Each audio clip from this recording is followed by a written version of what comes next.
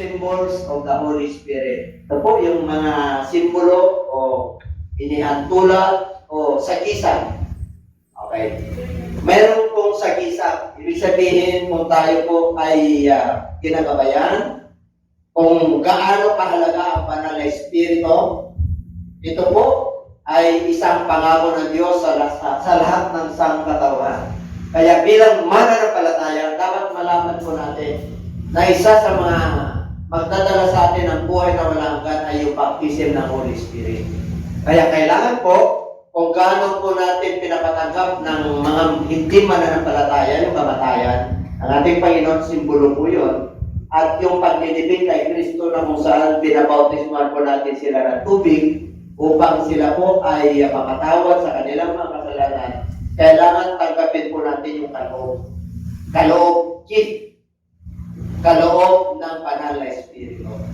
Gift ng Diyos yan sa lahat ng nilalang. Pangako niya yan sa Joel, sa chapter 2, verse 20, I will pour out my Spirit upon all flesh. Kaya may condition po doon, dahil Diyos ay Espiritu. Tanggapin mo yon na kailangan mayroon kang connection sa Diyos.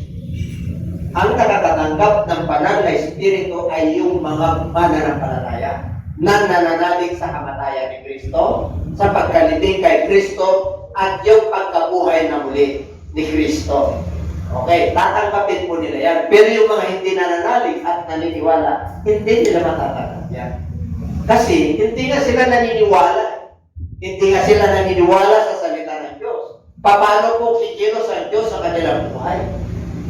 Hindi po, parang ganito po yan eh. Kung hindi mo pinapaniwalaan yung pamahalaan, itihis ka sa kanyang pamamahala. Baka may ideology ka, may iba ka na gustong i-implement sa pamahalaan, which is ayaw naman ng constitution o preamble o sa batas, ayaw naman. Ganun din po, may batas ng Diyos, may batas ng tao. Kaya kung ikaw ay maniniwala sa pamahalaan, hindi ka natatakot na lumagtad. Kasi wala ka namang kasalanan ginagawa. Sinabi po yan sa Romans chapter 13. Kaya sabi ron, magpasakop kayo sa gobyerno. Kung wala naman kayong ginagawa, huwag kayong matakot. At kung sila man ay ginagawa at lihis sa kanilang pamamahala, Diyos ang pahala sa kanila. Amen? Kaya tayo bilang mananampalataya sa pamahalaan, govern by the laws of the land, kailangan sumunod po tayo at magpasakop tayo. Kasi kung hindi tayo susunod dyan, magkakaroon po tayo ng problema. No? Ang tawag po dyan, rebellion, or kung ayaw mo yung pamamahala ng constitution or preamble. Kaya dito po ganun din sa divine law. Okay? Kung hindi ka maniwala sa salita ng Diyos, hindi talaga kikilos ang Diyos. Ganun lamang po yun. Kaya nga yung aking preaching kanina sa online, yung Universal Cross, talagang para sa lahat po yun. Ngayon, yung simbolo naman ng banal na Espiritu. Kasi nung nakaraan po, simbolo ng Word of God. So, ano po yun? Kung hindi ako nagkakamali. Simbolo ng Word of God, sword, fire, water, ano po? Hammer, namumukpok po yan, pinupukpok yung mga baluktot natin katwiran para umuwi po tayo sa harapan ng Diyos. And now, the symbols of the Holy Spirit. Okay, tingnan po natin. What are the symbols of the Holy Spirit? Number one, di ba, water din po? Water din po sa Word of God kasi nilinis po na kayo sa pamagitan ng ating salita. Bakit po dito sa John chapter 4, 13 and 14? Bakit sumisimbolo rin po ang tubig ng banal na Espiritu? And Jesus answered and said to her, whoever drinks of this water will thirst again. But whoever drinks of the water that I shall give him will never thirst. But the water that I shall give him will become in him a fountain of water springing up into everlasting life. So ibig sabihin, yung tubig na tinutukoy po dyan, ito po yung palod. Palod. Ibig pong sabihin, pag ikaw ay puspos ng banal na Espiritu, yung balon na yon, yung kasiyahan na yon na nagbibigay sa iyo, sa iyong buhay, sa iyong soul, sa iyong puso. Fountain of water, living water po yan. Kaya sabi ng ating Panginoon, hindi ka na mauuhaw. Yung tubig na tinutukoy po yan, yung Holy Spirit. Kaya pag puspos ka ng Banal na Espiritu, kahit na nauuhaw ka sa literal na tubig, dahil pinupunuan niya ng Banal na Espiritu, punong-puno ka. Hindi ka nauuhaw. Okay? Ang uhaw po na literal po yan, yung talagang literal na tubig, pero dapat mauuhaw tayo sa mga kaluluwa. Kasi sinabi ng Lord, I am thirst. Okay? Thirst po siya sa literal na tubig at thirst po siya sa kaluluwa. Mga mananampalataya, kaya tayo niligtas ng ating Panginoon, dapat taglay po natin ito. Yung water, yung living water, is sprung up to everlasting life. Yun yung magdadala po natin. Kaya sabi ng Lord, sino man ang tatanggap nito na regalo o kaloob ko, ay hindi na siya mauuhaw. Ang tinutukoy po dyan yung Samaritan woman. Kausap niya po yan. Kung kilala mo lang itong humingi ng tubig sa iyo, ay magkakaroon ka ng buhay na malangkan. Okay?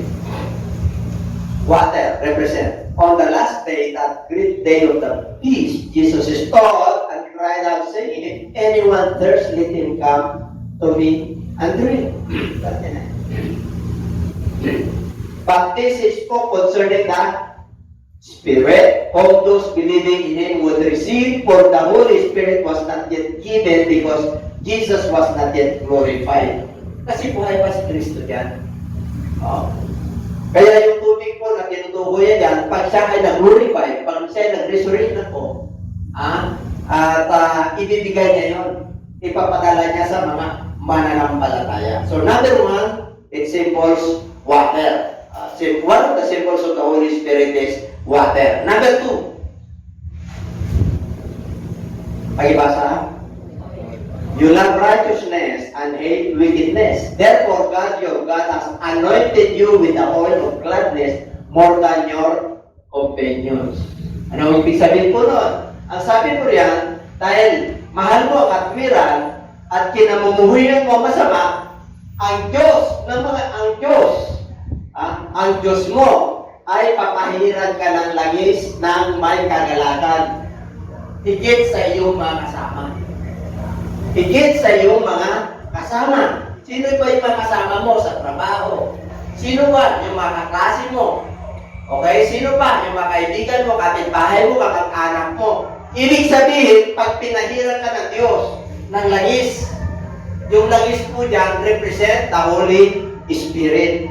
Ang mga hari sa Old Testament, sila po ay nilalangisan, binubuhusan ng langis. Literal. Sa panahon po natin ngayon, yung langis na yan, yun yung pinapahid sa atin, Lord, para mapuspos po tayo. Kaya mula sa ulo hanggang sa talampakan po, galak na galak ka. Ano ba ang gamit ng langis? Diba? Tulad kanina, ano bang gamit ng tubig? 3/4 of our body consists of water. Di bali minsan magutom ka, wag ka lang mauhaw. Amen po? Kaya nga pwede ka mag-fasting ng 40 days eh. Kahit na walang food, pero kailangan meron kang tubig. Ganun kahalaga. Ibig sabihin ganun kahalaga ang Holy Spirit. Ganun din po yun. Ganun din kahalaga ang Holy Spirit, yung oil na yan. Kapag ginagamit ang oil, bukod sa pagiging hari. Sa ating literal, gamit natin yung mga kinakalawang para maging maayos. Yung mga choice natin, pagka umiidad na tayo, sabi ng doktor, punta ka dun sa, di ba? Sa mga orthopedic, ano mangyayari? Di ba? Yung kasukasuan mo, kailangan ng langis. Sabi mo siya katabi, kailangan ng langis. Palapakan natin ang ating Panginoon. Langis. Kasi pagka walang langis wala. Kumbaga sa sasakyan, drive. Di ba? Kailangan yung ating pananampalataya, yung ating pagpuri may langis. Okay? Kailangan pag nagpuri tayo, automatic po yan. O, hindi yung try, hindi yung tuyot.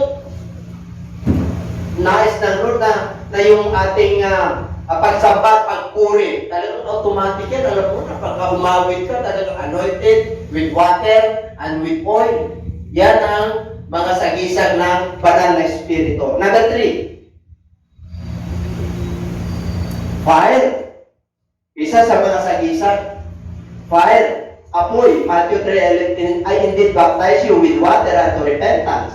But he who is coming after me is mightier than I, whose sandals I am not worthy to carry. He will baptize you with the Holy Spirit and fire. Pag ikaw ay mananampalataya na taglay mo at muspos ka ng banal na espiritu, ay mga kapatid, lagi kang mainit. Mainit sa pananampalataya. Kahit na dumarating yung mga iba't ibang problema, nakatungo ang iyong pananampalataya sa pangako ng Diyos. Yung isip mo nandito sa pangako ng Diyos. Kung may mga hindi ka may suko, susunugin ng Lord yan yung kahinaan mo, kaya with fire. Ibig sabihin, masigla, mainit. Di ba sa mag-asawa, pag malamig ang kanilang pag-ibigan, mararamdaman mo? O, ganun din sa Lord. Mararamdaman niya kung iniibig mo siya. Kasi siya nagbautismo sa iyo ng Holy Spirit at fire. Okay, pag naglilingkod ka sa Lord, ay huwag ka matamlay. Kasi hindi mag-glorify ang Lord. Kita-kita ng Lord yung problema ko. Pero lumabang ka. Sabi mo siya katabi, laban ha. Oh, we wrestle not against flesh and blood, but against principalities, against powers and the rulers of the darkness of this world. Ang dami tayong kalaban. Oh, amen? Isarili natin, kalaban natin eh. Totoo po yan. Ang pinakamatinding kalaban ng mananampalataya, yung sarili niya. Eh, minsan yung problema madali. Pero ang pinakamatinding kalaban mo, yung sarili mo. Hindi mo kaya. Kasi yung will mo nag-iibabaw.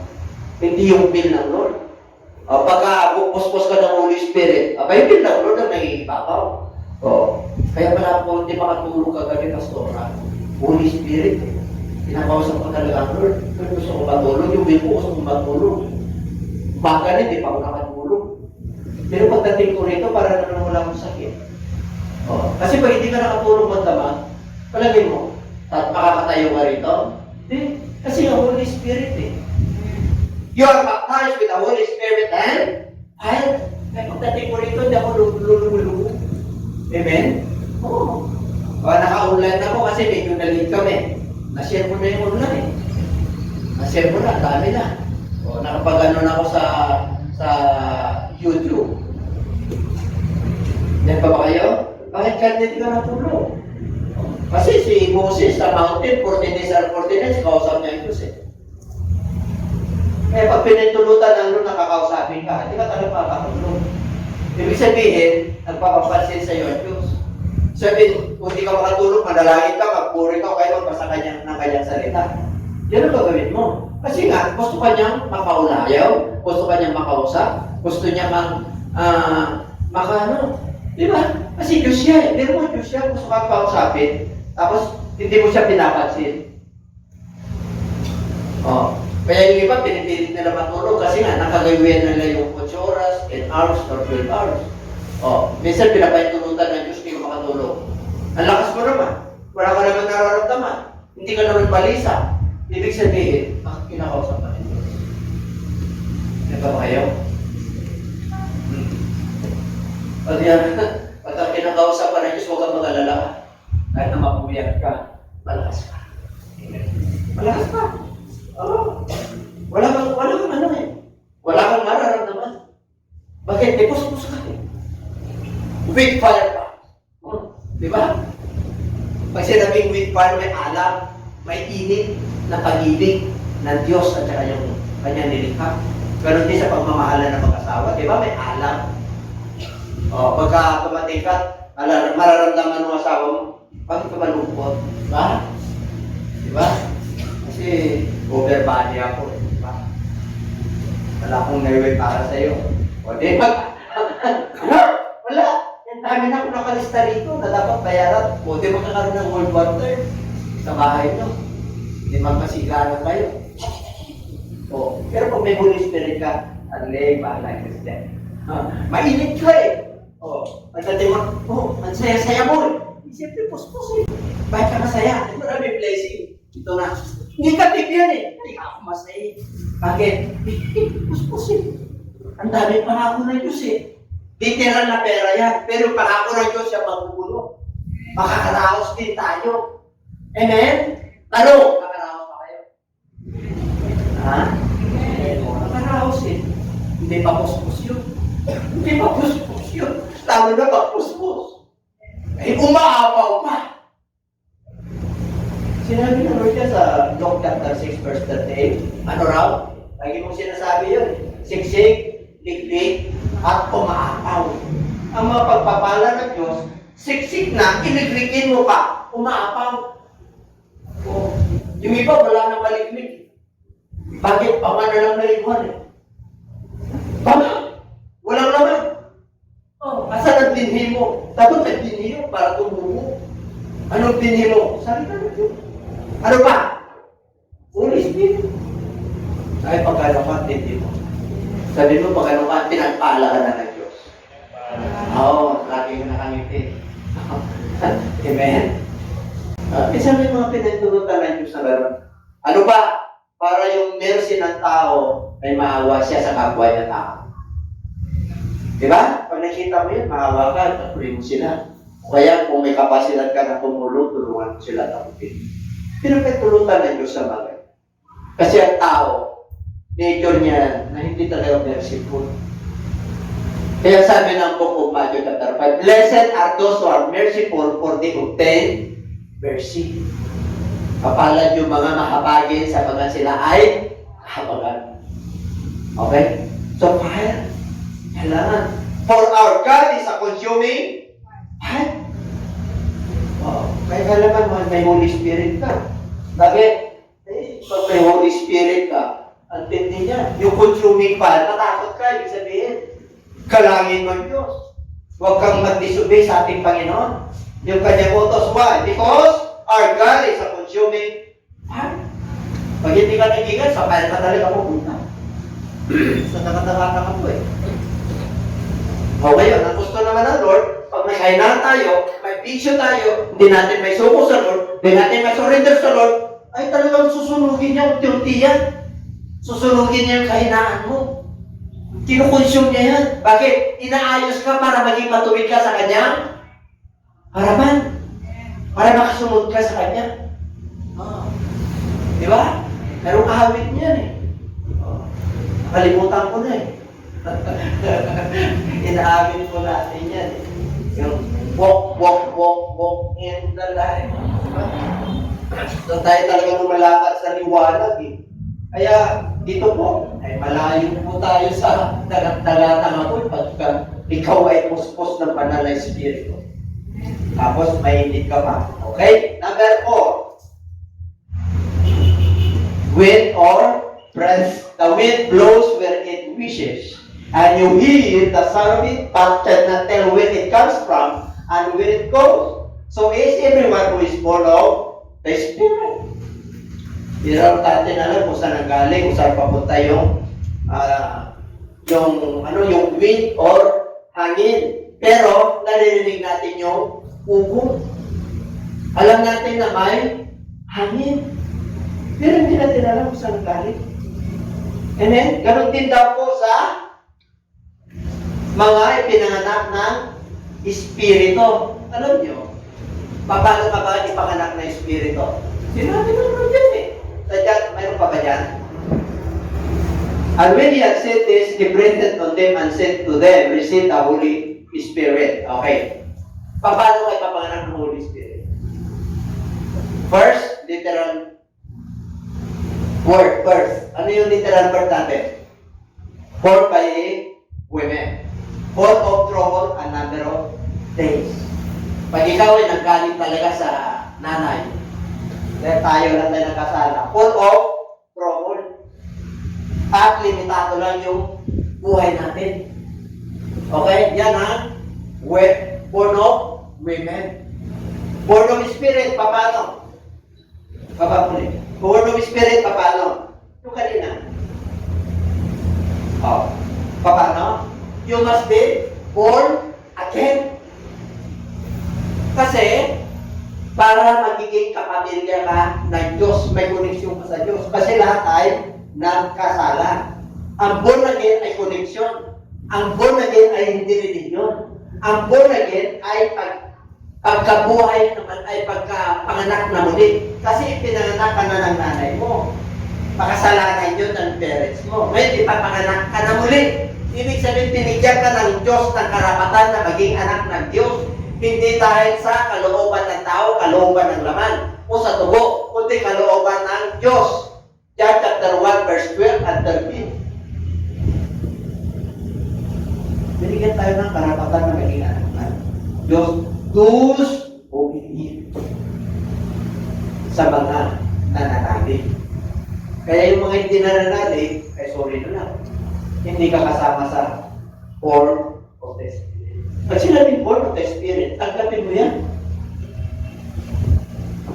Nabaptize ka, tinanggap mo yung kamatayan niya, tinanggap mo yung pagkalibing niya, larawan ng dugo ni Kristo yung pagbabaptize sa tubig, at tanggapin mo ang Holy Spirit kasi banal ka sa harapan ng Diyos. Pag hindi banal yan, hindi niya matatanggap yan. Pag may receive ka, alam na Diyos ang baptizer ng Holy Spirit para ma-born of the Spirit ka, ayaw natin pa yung Kristo. Ang baptizer ng tubig, yung officiating minister na nakatalaga. Dalawang baptism. You must be baptized of water and you must be baptized with the Holy Spirit. Kasi sinabi dyan sa John chapter 3 verse 6, how to become born again? You must be born by water and of Spirit. Those who born in the flesh is flesh, and those who born in Spirit is Spirit. Kaya one of the symbols of the Holy Spirit is wind or breath. Kaya tingnan na natin. Ito yung kanina. When he had sent this, he breathed on them and said to them, receive the Holy Spirit. Ito po, nung na-resurrect ka nga ng Panginoon, hindi nila kasi maunawaan kung sino siya. Hindi pa nila kasi nagtutuda pa po sila. Sa book of Matthew, chapter 28, 18, 17, 18, ang sabi ng Lord, nag-resurrect na siya. And they worship, after 3 days, pumunta sila sa mountain, and they worship, but others doubt. Yung mga alagad mismo ng 11, nandun sila sa mountain, they worship the Lord Jesus Christ. And others doubted. Meron mo nag-resurrect na? Nagdadawag pa sila. Kaya another 40 days pa siya para hindi na kayo magtawag. Hindi na kayo magkalinlangan. Tuturuan ko kayo ng another 40 days. Bukod sa 3 days na nag-resurrect ako. Dito muna ako sa inyo. Hindi pa ba kayo? Oo. Ganun lang Lord. Para hindi ka magtula. Mamanan pala tayo na ngayon. Tutula ka pa. Amen? Sinabi na Lord, pag bubuksan kita ng bintana ng kalangitan, hindi mo may bibigyan yung hindi ng Lord. Ay, karami ka. Gusto mo palang pagpalain eh. Nasa Lord ka na, hindi ka pa sumunod. Alam niyo, kung gusto yung pagpalain lahat sa material, pupunta kayo sa nagbibigan. Yan ang source sa lahat ng bagay, buhay mo, talino mo, wisdom mo. Yan, Diyos. Yan ka magdidikit. Hindi yung sarili mong will, hindi yung sarili mong lakas. Kung sarili mo yun, mahirapan ka. Oh. Eh sabi niya, malapit kayo. Oh, yung iba, hindi malapit, lumalay ko. Yung iba, pananampalataya na. Nakaroon lang ako ng problema, lalong lumayo. So, kaya nangyayari sa atin. Kaya nga, may nangyayari sa iyo. Bakit? Para ma-identify mo yung liwanag at dilim. Para lalo ko magdiwanag sa kanya. Okay, number 5. Rain or dew. He shall come down like rain upon the grass before mount moving like showers that water the earth. Natulad ko ito sa rin. Sa salita ng Diyos. Amen? Kahit na tuyong-tuyo ka na. Ibig sabihin, wala nang may iahing kapos ang pera. Pero hindi ka matutuyuan eh. Ano ibig sabihin? Hindi ka mawala ng pag-asa. Nagpapasalamat ka pa rin. Kahit na yung mga inyahan sa'yo, tama lang, tuyo at saka di ba? Kasi pinapintulutan ng Lord yun. Tuyo at saka, okra, o kaya, di ba? Okra, o kaya dahon ng talbos ng kabuti. O, nawala tuyo. Nawala. Tao na lang. Tapos, kamuti na lang. Paniutot mo na. O, yung kamuti na antigin, yung ano, yung... O, hindi mo alam. Iniiwas ka ng Lord sa sobrang alat, kaya naubos yung tuyo. Ay, hindi na kumawa ka. Di ka daming pista ng Diyos. Kaya iniwan niya lang yung okra sa yung ano, kasi yun lang masustansya para sa'yo. Tapos ang diniklaro ka. Yung pala bumababa ng diabetes mo. Dahil sa okra. Yung pala lumalakas na yung metabolism mo, yung immune system mo. Dahil sa green bean vegetable. Di ba? Na, ililita rin pala tayo, alam na natin yan. How to live a long life, literal, exercise, inhale, exhale. Live a life, di ba? Kita, enjoy. How? O you must have a vitamin A. What's that? A green bean vegetable. Vitamin E to C, syndrome. Di ba? Kompleto ka na. Sabi ko sa'yo. Lalo kang makukumpleto pag may Holy Spirit ka. Pag nabaptize ka ng Holy Spirit, with God, kukumpletuhin ka. Hindi ka matutuyo. Sinabi yan sa mga sabi. You are like a tree planted by the rivers of water. In this season, you bear fruit. And your leaves shall not wither. Hindi siya matutuyan. All seasons, lahat ng uri ng mga problema ng tao, makakatayo ka at hindi ka matutuyuan. Namumunga ka sa panahon ng problema. Namumunga ka ng righteousness ng Diyos. Kaya sabi ko siya ng nakatabi at hindi mo. Oo, matindi natin, hindi mo pa alam. Oo. Kaya na nakaburang parang ako para ako magkakasal. Bakit? Yung tindi ng Holy Spirit, ipanal yan Panal. Oo. Hindi tayo pwede mag-isip lang dito na parang nasa kusina tayo. Hindi, panal yan Kaya the best. Kasi, pinaglilikuran natin yung the best na Diyos. Pero hindi pala nagtap pag sa Holy Spirit. Yung mga sabon. Sabon nyo na. Nandiyan pa ba kayo sabon? Yung iba sinasabon. Ano yung sinasabon? Sinisermonan. Pero dito yung tapito. When he had been baptized, Jesus came up immediately from the water, and behold, the heavens were opened to him, and he saw the Spirit of God descending like a dove and alighting upon him. Nung siya po ay binabautismuhan, nung ang Panginoong Isus ay umahon sa tubig, nakita nila, nakita yung kalangitan ay nabuksan. Yun mo, nakakita na kayo ng kalangitan na nabuksan. Dahil sa init at sigla ng aming pananampalataya, nakita namin na bukas. Ang dami na makita. Nagbukas yung bubuk. At yung banal na espiritu pumasok sa lahat ng mga nandun na naniniwala. Nakuskus talaga. Grabe. Mararamdaman mo talaga na kasama ng Diyos yung upo. Ako. Talagang iiyak ka sa kalang. Hindi ka matatakot. Pero mo tatapos sa iyo yung kapangyarihan ng Diyos. Makikita mo talaga na nagbukas. Makikita mo, nandun ka sa loob. Nasa bubong ka, taas. Pero nabuksan. Sana makita natin kahit na may uwi na doon, tapos may hero pa. Pag nagpumuri ka, mabubuksan yan Makikita mo yung kapangyarihan ng Diyos. Tatapos sa iyo. Ay, kagano ka. Grabe. Dapat ma-experience nyo na. Sabi ko sa inyo, kung yung Church of God, lagi tayo nagpapasting, tapos mainit tayo, puspos tayo lahat, iba-ibang kapamaranan ng Diyos. Minsan, parang hangin niya ng ugong na umalingaw mo, papasok dito. Mamaya-maya, revive na tayo lahat. Ay, how I wish. Sana ma-experience mo natin yan sa araw.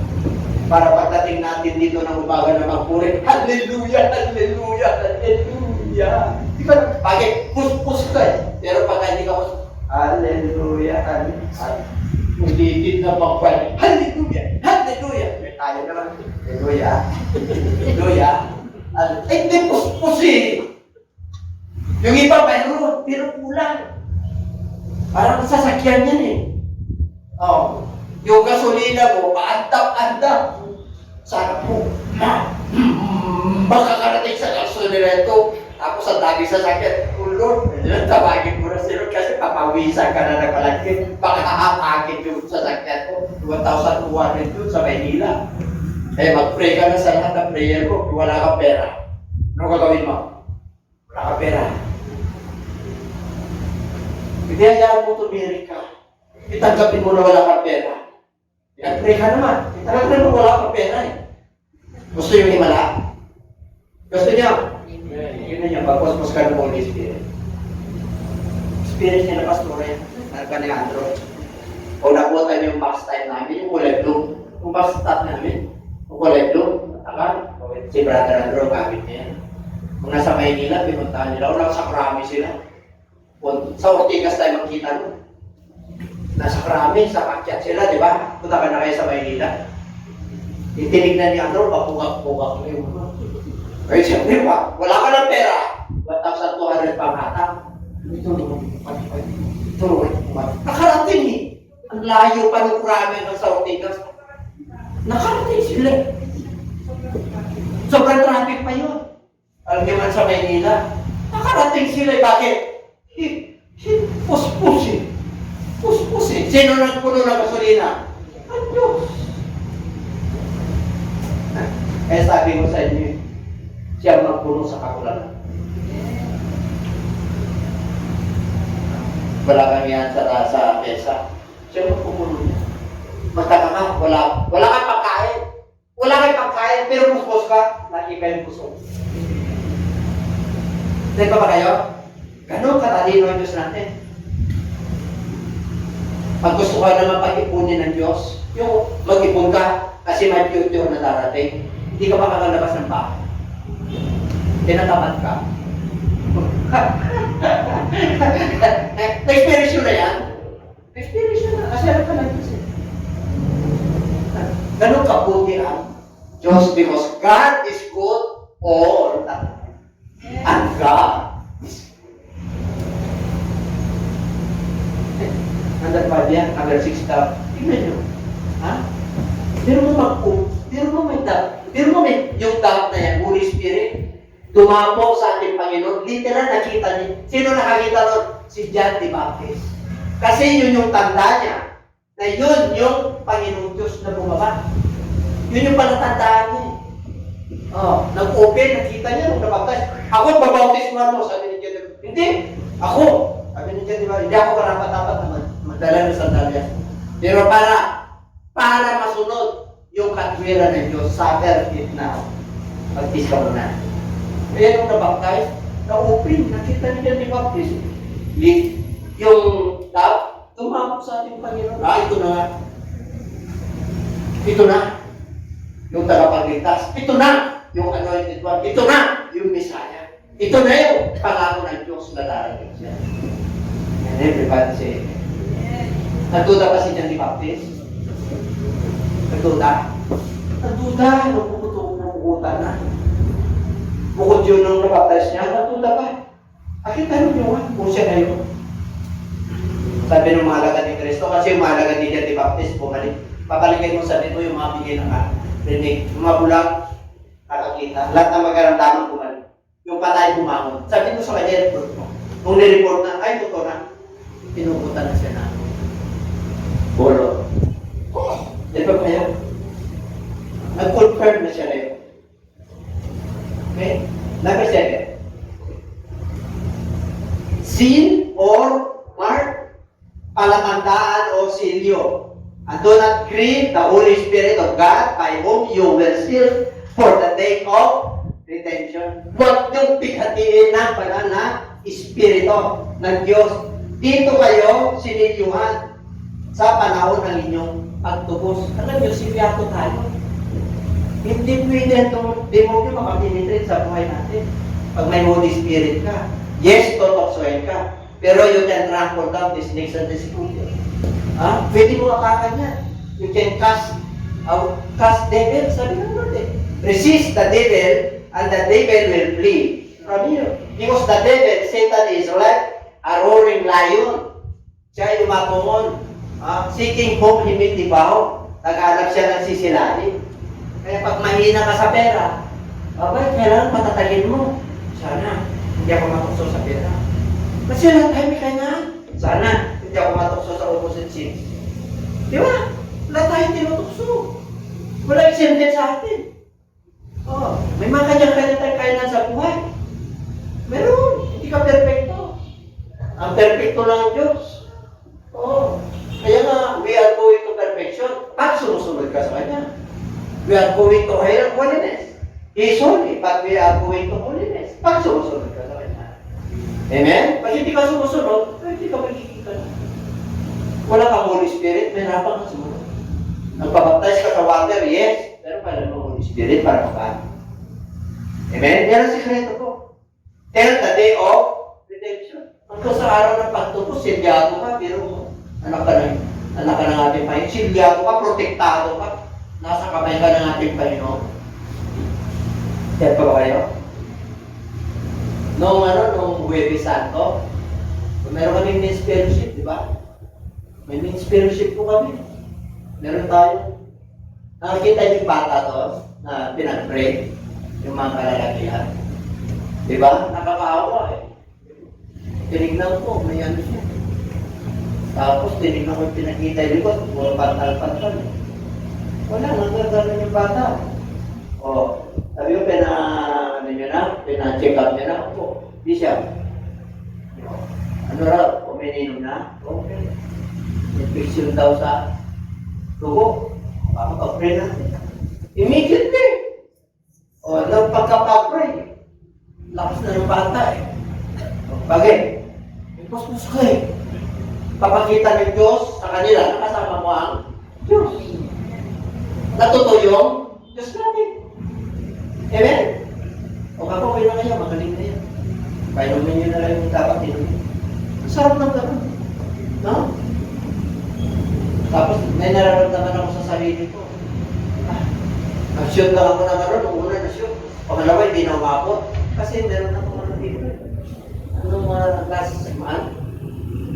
Galing ko sa Bulinaw. Hindi meron ako mga ano. Pinag-bring ko ito lagi kasi ako ispasa. Mga video matagal. Matagal yan. Hindi mo overnight, ano yan. Kung sa umitat ka na, di ba? Di ba? Umitat na ako eh. Meron pa akong scoliosis. Pero dyan na, di ba? Bakit? Puspus eh. Ay nararamdaman ko puspus eh. Ulit pa. Kaya, pero mo, grabe, sabi nung siya, katabi silyado. Alam niyo silyado? Marka, yung nakasil ka, kumbaga sa post, kumbaga sa sulat, nakasil ka. Di ba yung sulat, pag walang silyo, hindi makakarating? Di ba? Nakakita ka na ng sulat, walang silyo. Pero pag may silyo yan, makakarating sa pupuntahan. May address. Marami mananampalataya. Kung walang silyo. Ano ibig sabihin? Kailangan mo Holy Spirit para may silyo siya. Yan ang marka na ikaw ay anak ng Diyos. May sign ka eh. Kasi may marka rin ng demonyo. Ano marka ng demonyo? 666. Antikristo. Yan yung sin nila. Yung sin mo. Si Kristo. At pipi mo. Number 8.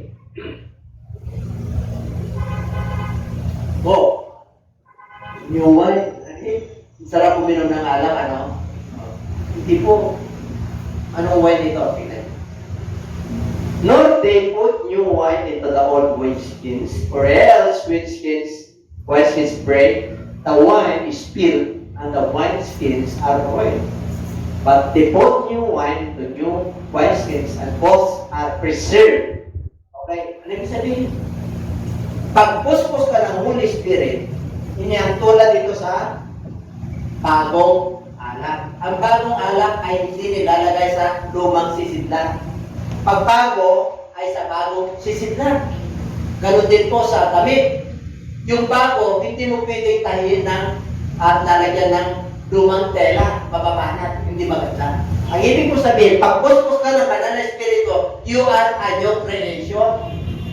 Amen? Bago ka, isinuklog mo. Yung damit, yung pagkatao mo, bago lahat, ang pag-isip. Ha? Binago ka ng Diyos. Kaya yung dati mong ginagawa, nandidiri ka na kasi alam mo kasalanan na. Meron ka ng kamalayan sa kasalanan. Alam mo na. Kaya hindi mo na pinapatulan. Amen? Kasi, binago ka na eh. Ha? Bagong sisidlan. Ibig po sabihin, did you not know that your body is a temple of the living God?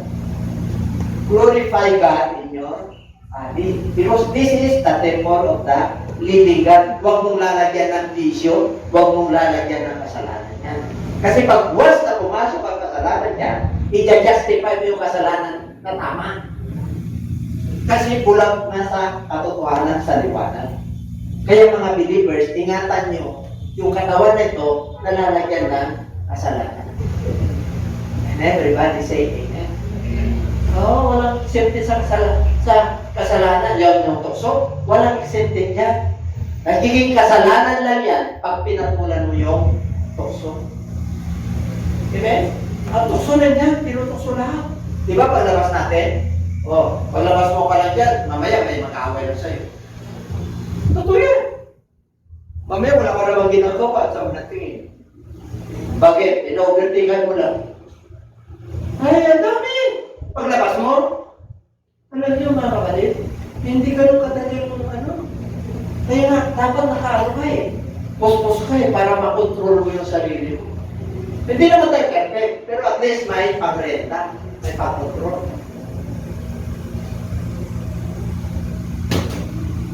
Pero pa? And no one puts new wine into old wineskins, or else the new wine bursts the wineskins. The wine is spilled, and the wineskins are. But new wine must be put into new. Okay. Ay, ibig mong sabihin nakapreserve ka sa Lord.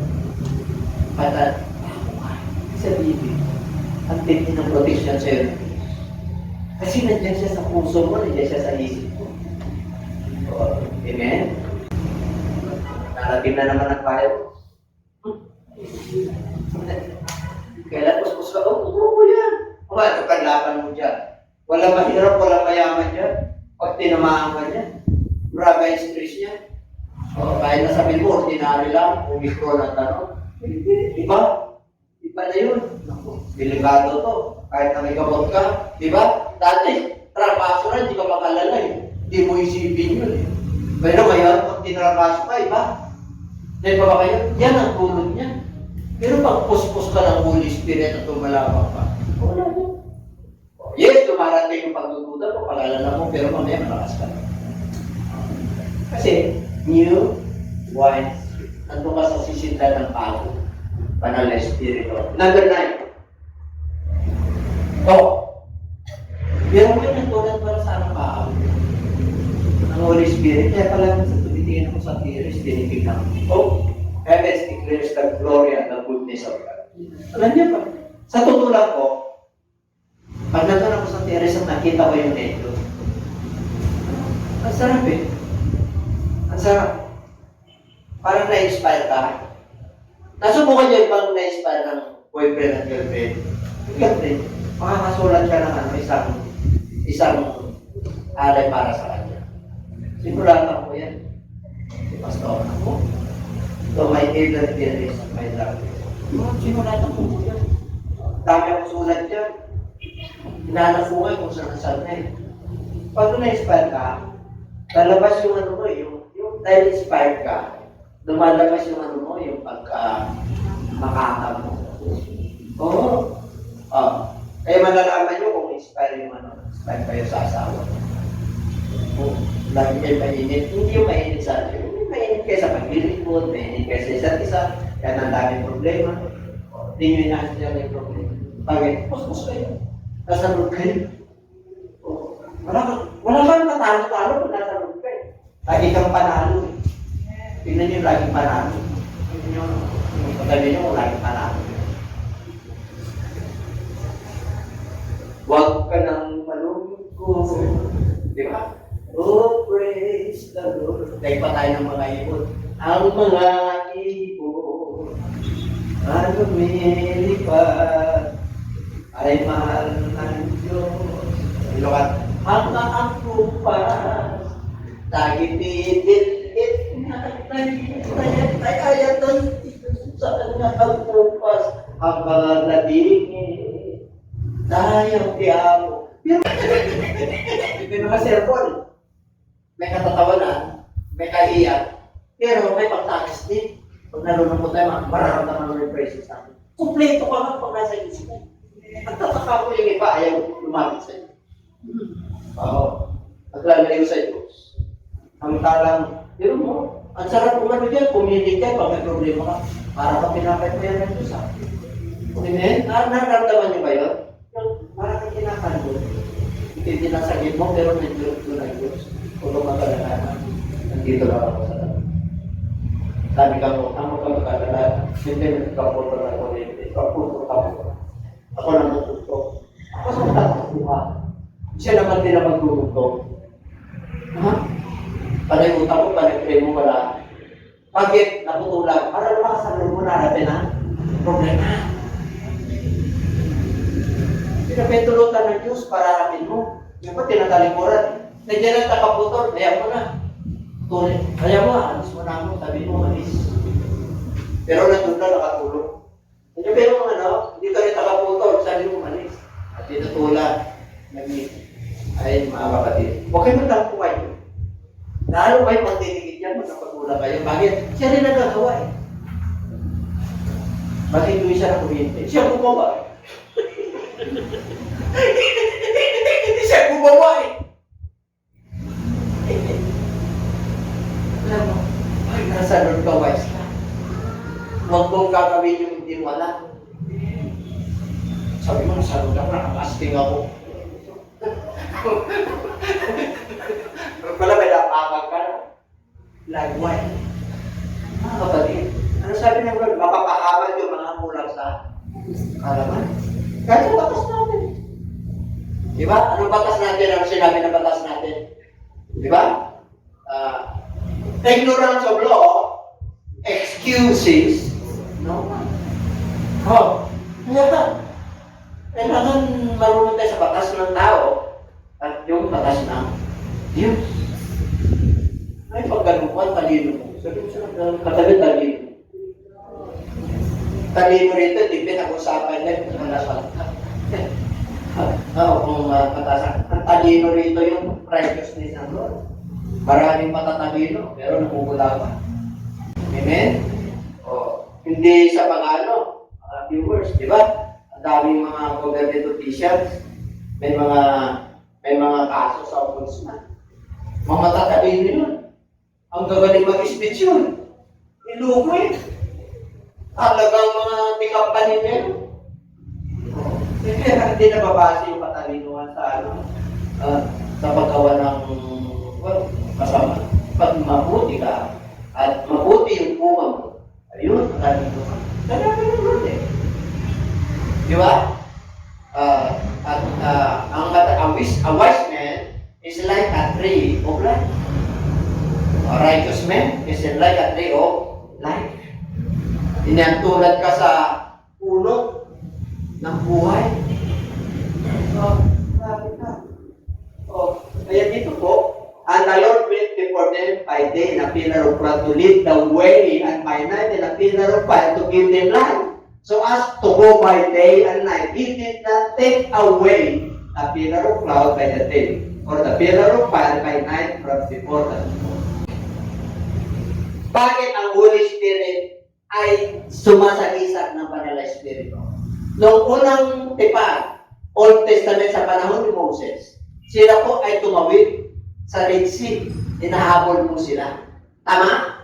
Okay. Itong lahat na tumawid sa dagat, ito yung iniantulad sa 1 Corinthians chapter 5 verse 2. Na ano yun?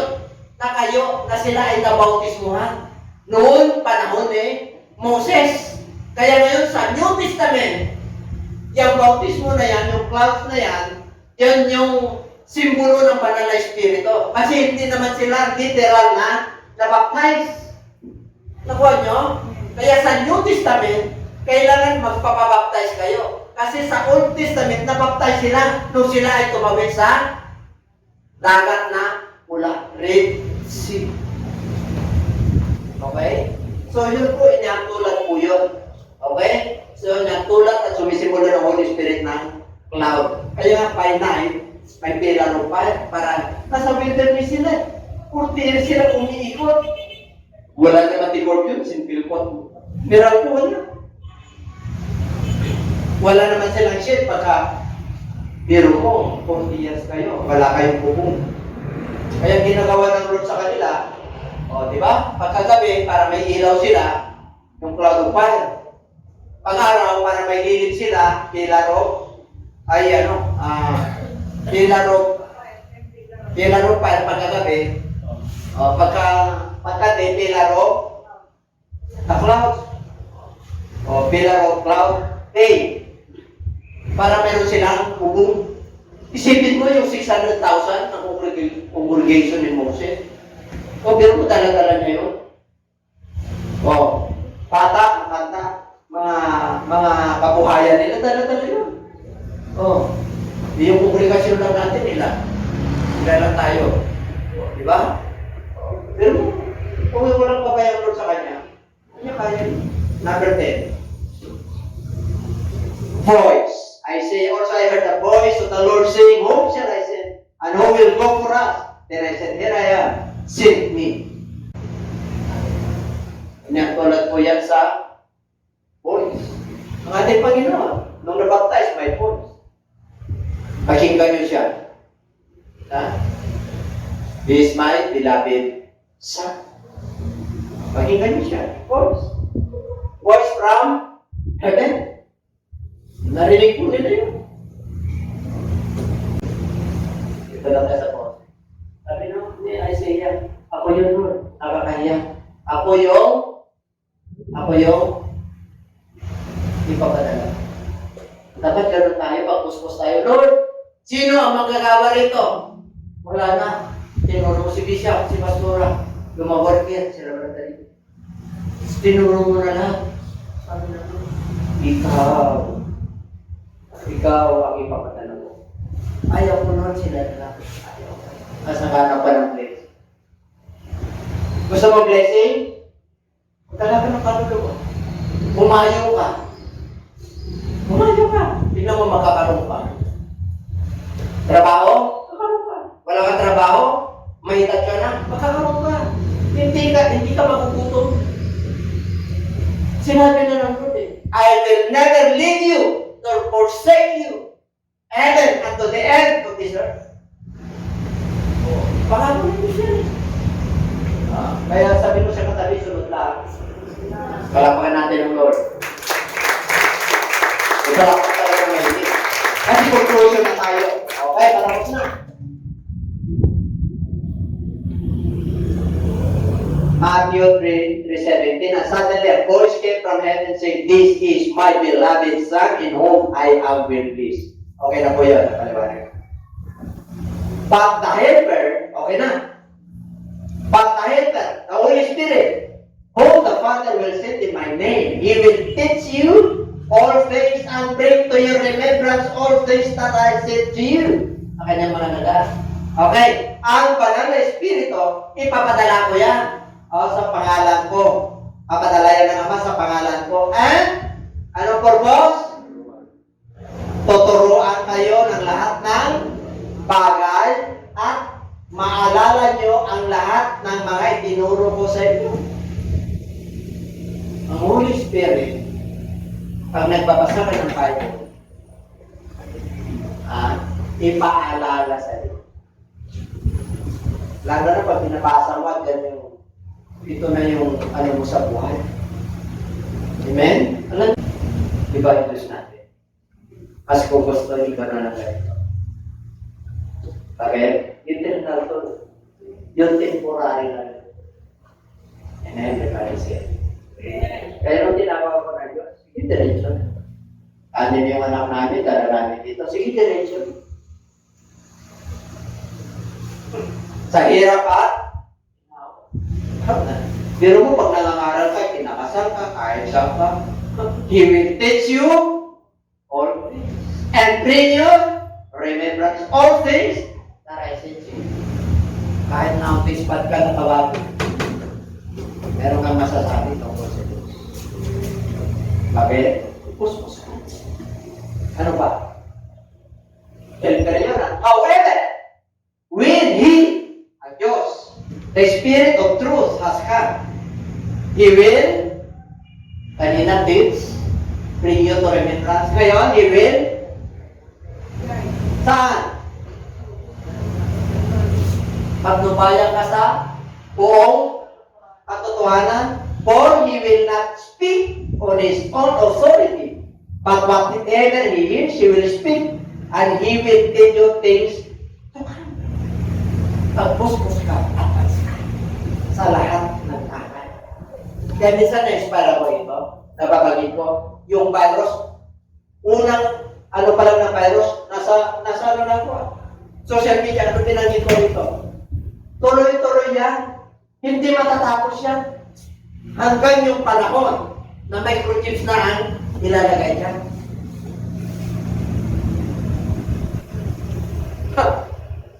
Believers, malapit na tayo. Ano yung huling pinadala sa akin ng ano, yung temperature ng mundo? Alam niyo ba yun? According to the scientists, yung temperature ng mundo, anong kulay na ng mundo ngayon? Yellowish na. Ano sabi ng First Peter? Noong unang flood, si Noah. Sa panahon natin, pupugnawin ang mundo sa pamagitan ng apoy. Huwag na kayong magtaka. May wildfire kahit na walang nagsiga. Bakit? Sa tindi ng init ng araw. Hindi tayo tinatakot ng Diyos. Nilalagyan ng warning ito para halimbawa, para hindi na natin lalakaran yung lalakaran ng mga napahamak. Kaya may Holy Spirit para anytime na kunin tayo ng Lord, kasama. Mula ngayon, hangarin nyo na mapuspos ng Holy Spirit. I am not speaking on my own authority, but whatever I speak, He will tell you the things. Okay. Advance ka. Kaya ang problema mo sa imamanis mo pamilya mo, mamanis mo church, advance ka. Kasi anak ka na. Yun yung talino na nagpumula sa Diyos. Magsisisyo ka, kasama mo ang Diyos. Everybody say. Sino may gusto nun? He will guide you, He will teach you, and He will bring remembrance to you. And you hears all things, tell you things to come. Kaya pagpuspos ka ng Holy Spirit, paano ka natin? Ano pa ka natin? Hallelujah. Okay? Ano pa? Ito ang mga hamon. But as many as received, sinabi ko na, who were born not of blood, nor of the will of the flesh, nor of the will of men, at the will of God. Kaya pinagpala ka na sa dito sa mga. Okay, maraming salamat po. Meron pa. That which is born of the flesh is flesh, and that which is born of the spirit is spirit. Tinanggit ko na yung kanina. Kaya kung gusto mo na ma-born of the spirit, kailangan sumunod ka sa Lord. Hindi ka lang born of the spirit, you are born of God. Pinanganak ka na ng Diyos. Hindi ka lang pinanganak na muli, anak ka na ng Diyos. Okay? So, purihin ang Diyos dahil pulasan ko kayo. Purihin ang ating Panginoon. Salamat po. Hallelujah. Sana pinagpaalam po kayo. That's the force of the Holy Spirit. Fire, water. Okay? Ano ba? Tao? Cloud? Wind? Or wine? New wine? Okay? 10 po yan. Pag-aralan yan. Mag-nilay-nilay kayo. Lord, gusto kong matanggap ang Panangasiya. Gusto kong maging anointed, Lord. Pero papahiram ka. Pag inanoin ka ng Lord, ako mga kapatid, yung mga dilim na ating pag-isip at konsep at pananaw, pagliliwanag po yan. Oo, pati yung blessing mo, maliwanag. Ang liwanag. Yung tinatahak mo, maliwanag. Grabe. Ipapakita ng Diyos na pinagpapahala ka ng Diyos. Pero mo, kitang-kita mo yung mga blessing ng Lord. Ay, mga kapatid. Magising na tayo. Magpakapuspos na tayo.